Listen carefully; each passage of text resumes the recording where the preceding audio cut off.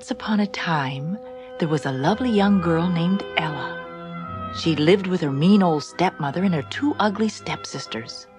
They were jealous of Ella because she was so beautiful and happy. They wanted Ella to be as miserable as they were. They made poor Ella work from morning till night. They gave her the worst jobs, and they were always nagging. Ella, get up and light the fire. Ella, fix my hair. Ella, sweep the chimney. Ella was so good that she never once complained. And that made her stepmother and stepsisters meaner than ever. They made Ella wear old rags. They made her go barefoot, even in winter. They even made her sleep in cinders by the fireplace. One day, Ella's stepmother saw her by the fireplace, covered with black ashes.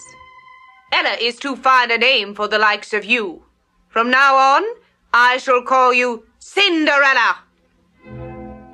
Many, many years went by. Then one day, a messenger of the king appeared in the village square. Hear ye, hear ye. His gracious majesty invites all the young ladies of the kingdom to a grand ball. One of these ladies will be chosen as a bride for his son, the prince. When Cinderella's stepmother heard this news, her mean, cold heart pounded with excitement. Her daughters were getting old, and they still were not married.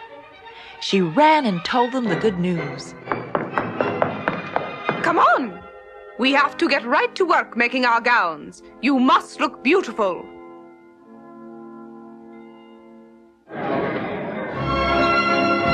On the evening of the grand ball, the whole kingdom was filled with merriment and cheer. The music from the dance floated down from the king's castle, perched on the very tip-top of the mountain above the town. In the house where Cinderella lived, her two stepsisters dashed around like wet hens to get ready for the ball. They made Cinderella help them. They were so mean that they wouldn't let Cinderella go with them.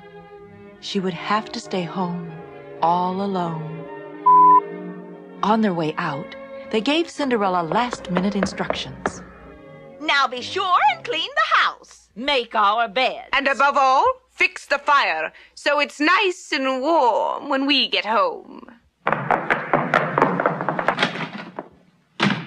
And with that, they swept from the house, escorted by their mother. Cinderella stared out the window, as unhappy as she could be.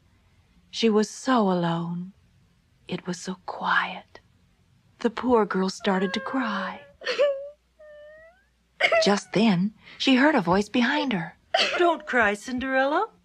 Cinderella turned and saw a lovely lady standing there. Who are you? I'm your fairy godmother. I've come to get you ready for the ball. The ball? The prince? Oh, I'd love to go, but I can't. I haven't a gown. I haven't dancing slippers or a coach. So you haven't, my child. Well, just look out the window. Cinderella saw a pumpkin sitting in the garden.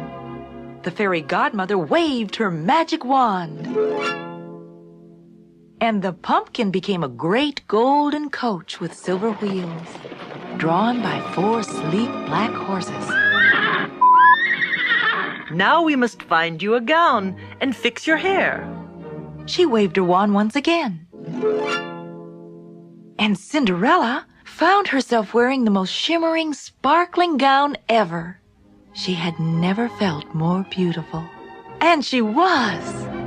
The dirt disappeared from her face, and her hair was fixed like a princess. The fairy godmother placed a pair of dainty glass slippers on Cinderella's feet. She smiled ever so gently at Cinderella.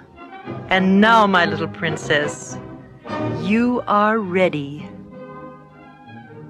But I must warn you about one thing. You must promise to leave the ball before midnight, because at the stroke of 12, my spell will be broken, and you will again be a Cinder girl. I promise. Oh, thank you so much. And she jumped into the coach, and away she went.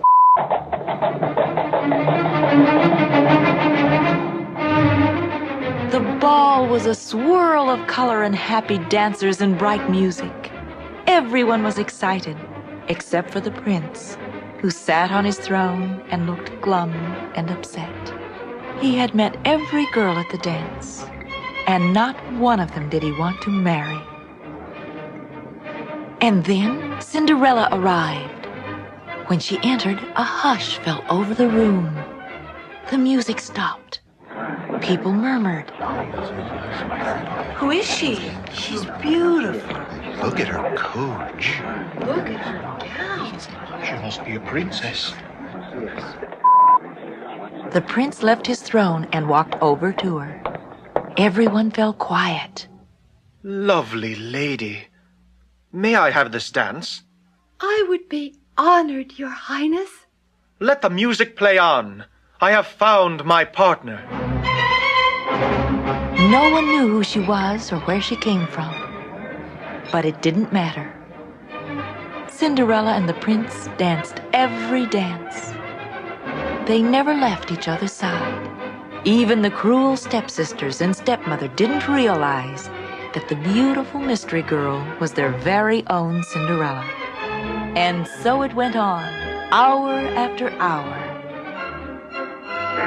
And then the clock started to strike. Cinderella was startled. What's that? Just the clock. It's midnight. Midnight? Oh, I must go. She tore herself from the prince's arms and ran out the door. The other dancers were astonished. The prince ran after her. Wait. Wait! Don't go! Guards, stop her! But it was too late. She was gone. The prince stood outside and stared sadly into the darkness. Then he looked down at the ground. What's this? A glass slipper? Her slipper. It's so dainty, so smooth. It must have slipped off her foot.